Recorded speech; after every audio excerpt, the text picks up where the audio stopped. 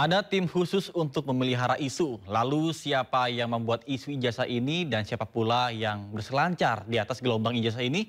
Dan kita akan simak pembahasannya bersama dengan Ketua Umum Solidaritas Merah Putih Sylvester Matutina dan Wakil Ketua Umum Tim Pembela Ulama dan Aktivis Rizal Fadilah dalam program Sindo Sore kemarin bersama dengan rekan kami Herjuno Syahputra. Saya tadi telepon ke Bang Norman. Ya. Dia mengatakan bahwa dia tidak pernah bicara itu ya. Itu dari versi dia. Tadi pagi saya telepon dia. Terus bahwa sepengetahuan saya, Taroto ada, saya nggak tahu itu, ya kan? Karena apa? Kalau ada tim berarti paling tidak saya ini kan yang boleh dikatakan yang terdepan, yang diancam-ancam orang mau dibunuh juga.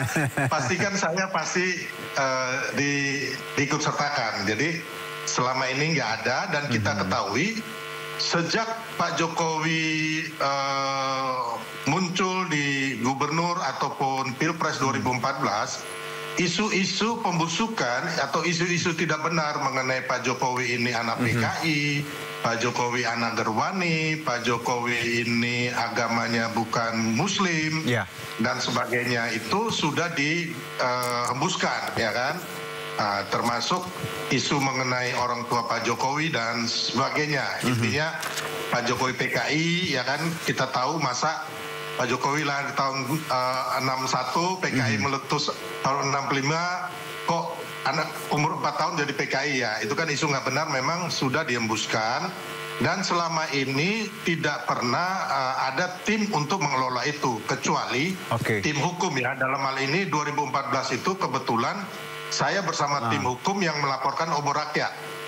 Bang Sylvester. Termasuk sekarang ini tim hukum yang melaporkan mengenai ijazah palsu Pak Jokowi. Ya, intinya itu. Jadi kalau apa yang dikatakan Saudara Norman tadi, dia sudah membantah bahwa dia tidak mengatakan itu. Tapi dan Bang saya Sylvester, pun secara logika, kalau betul-betul ada pasti saya dilibatkan. Bang Sylvester, izin saya potong.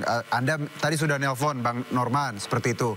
Beliau membantah, tidak menyebutkan itu. Tapi kalau tadi dari tayangan sebelum kita dialog, Norman jelas menyebutkan bahwa ada tim khusus. Terus beliau juga pernah bertanya sama Pak Jokowi langsung dan disebutkan biarin aja untuk menaikkan rating saya. Itu gimana tuh? Ya, berarti dia berbohong ya, Bang ya. Dan saya sesalkan itu. Dan memang Bang Norman ini bukan orang yang intinya untuk pelaporan itu. Karena kan pelaporan itu dilakukan oleh teman-teman pengacara ya. Jadi makanya saya juga tidak yakin. Karena apa? Karena selama saya dan teman-teman atau saya sendiri ketemu Pak Jokowi nggak ada membuat tim itu ya. Makanya saya bilang tadi, kalau ini kan mungkin Bang Norman ini merasa dia cinta atau dia merasa paling dekat dengan Pak Jokowi. Dia bicara ke media seolah-olah bahwa ini loh saya yang dekat dengan Pak Jokowi yang menanyakan langsung. Jadi ibaratnya nggak ada ya, dia bohong ya. Slip tang ya Bang ya. Kepleset dikit karena kalau tadi saya telepon dia mengatakan oh benar ya kan, tadi bahkan dia minta maaf. Dia bilang Adinda, dia kan lebih tua dari saya minta maaf, tapi dia bilang dia nggak ngomong. Nah itu kan berarti kan dia berbohong di situ. Bang Sylvester, Bang Rizal, sebelum saya ke Bang Rizal, kita coba putar lagi nih kira-kira Ketua Perjuangan Rakyat Nusantara, ini Bang Norman Hadinegoro ngomong apa tadi, kita simak bersama, kita ulang lagi biar lebih jelas berikut ini. Saya tanya langsung, ya kan, bahwa di Pak Jokowi itu ada tim khusus mereka itu. Tim khusus untuk? Ini masalah negara kecil lah, jadi bagaimana ininya? Saya tanya tentang itu. Jawabannya juga di luar dugaan saya. Gimana Pak? Di luar jangkauan, iya. Biarkan aja. Itu menaikkan rating saya. Itu berarti. Tidak ada konsultannya yang membahas khusus. Sudah lah, ini sudah. Berarti di maintenance ya? Wow. Makanya ini ya benar kalau sampai 2029 nggak hilang dong nih. Apanya? Ya isu ini karena kan ada tim yang melola itu kan. Ada tim, begini, ini negara ya. Kadang-kadang kalau nggak ada isu dibikin isu lah. Iya. Lu punya gawe nih temen nih. Iya.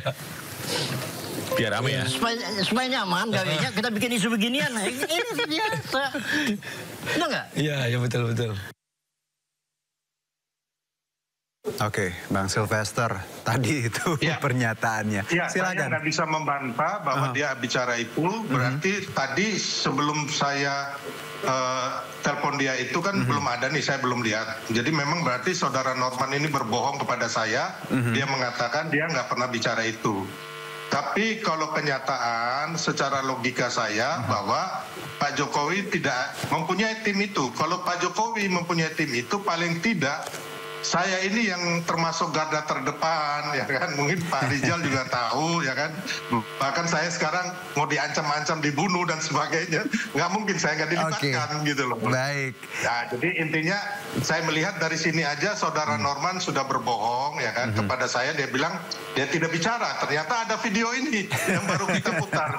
Baik, gitu loh. Jadi memang ya itulah kadang-kadang kawan ini kan merasa kawan-kawan merasa beliau yang paling dekat dengan Pak Jokowi, beliau yang paling hebat. Bang Sylvester, Ya, saya dapat poinnya. Saya gariskan bahwa menurut saya, sepengetahuan saya sih tidak ada tim yang seperti itu. Baik, Bang Sylvester. Saya ke Bang Rizal langsung, Bang Rizal. Tadi kita lihat pernyataan Bang Norman dan juga dari pernyataan Bang Sylvester bahwa ya tadi membantah. Kalau dari Anda sendiri, Bang Rizal, Anda percaya terkait ini atau mungkin Bang Rizal juga tim yang dimaksud mungkin Bang Rizal dibayar berapa mungkin? Iya Bang Juno, saya kira sudah dijelaskan sebetulnya oleh Bang Sylvester ya bahwa yang disampaikan via telepon tadi ternyata bohong, gitu kan, membohongi Bang Sylvester. Dari ekspresinya Bang Norman itu sangat serius sekali gitu. Dan seperti sangat meyakinkan akan keberadaannya gitu ya. Tapi Bang Sylvester tadi sudah mengatakan tidak ada gitu kan tim itu. Memang sebenarnya kalau ada pun itu merugikan Pak Jokowi sendiri sebetulnya. Itu bakal bukannya ratingnya naik, tapi ratingnya bisa anjlok gitu kan kalau kasus seperti ini di maintenance gitu kan, sesuatu yang tidak konstruktif gitu. Jadi apakah memang Bang Norman tadi betul gitu kan punya informasi yang valid mengenai keberadaan tim seperti itu, atau dia hanya sekedar menunjukkan kapasitas dirinya yang dekat dengan Pak Jokowi seperti yang sampaikan Pak Sylvester gitu ya. Saya kira itu di internal perlu mendapat kajian lebih dalam gitu, dan itu bagi publik tentu saja menjadi fenomena itu kan, bener nggak ya gitu kan, atau saling membohongi nggak ya jadi akhirnya kan menunjukkan tadi ratingnya makin anjlok gitu kalau menurut saya, kalau memang itu permainan gitu. Saya kira ini seharusnya bukan Bang Rizal, tapi kalau kita korelasikan dengan pernyataan Bang Norman tadi, mungkin dengan ada pernyataan itu lalu asumsi publik bukan, oh jangan-jangan Bang Rizal, Bang Roy dibayar gitu untuk mengangkat. Saya kira tidak ke sana relevansinya gitu kan, itu di internal. Itu maintenance-nya di internal gitu kan, di lingkarannya Pak Jokowi, bukan di luar. Oh kalau di lingkungan luar mah ya saya kira tidak ada konten pembayaran dan sebagainya. Saya kira berbedalah dengan Pak Jokowi yang cukup kuat gitu kan pendanaannya, yang sebagaimana orang mengetahui gitu kan. Tapi kalau di yang luar mah ada ingin mencari kebenaran saja, benar enggak ijazah Pak Jokowi itu asli atau palsu, hanya itu saja gitu kan. Bahkan kadang-kadang dengan segala pengorbanan yang sifatnya pribadi untuk memperjuangkan pembuktian dari kebenaran itu gitu kan. Sebetulnya kita merepresentasi juga publik yang ingin tahu, sebenarnya mah sederhana saja kok, ingin tahu benar enggak ijazah Pak Jokowi itu asli atau palsu.